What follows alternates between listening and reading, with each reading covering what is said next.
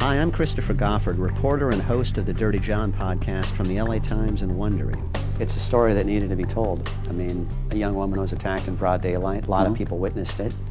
They never got a detailed explanation as to what happened. We needed to shed some light on this. Plus, I think it's a story that will help people maybe recognize the signs of a sociopath in their midst. John Meehan is an extreme example, but there are a lot of people like this. And that's something people know they need to watch out for. I hope it's a cautionary tale. Was the idea of turning it into a podcast something that occurred to you or the paper or both of you at the same time? Yeah, I wrote a draft of the story in March, turned it in. Our then editor, Devon Maharaj, said this is a good candidate for our first really ambitious podcast, and they enlisted Wondery, the podcast network.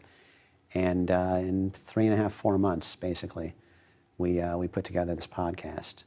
Did you have any idea what sort of reaction you'd get? I mean, it's a psychologically interesting story, and I think it strikes a chord in people because a lot of people have dealt with versions of John Meehan in their life, maybe not that extreme, but you know, we've all had somebody that we loved who was in a relationship that was self-destructive, that they maybe couldn't get out of, that we begged and pleaded with them to get out of. And the ending of the story, I think, takes people by surprise.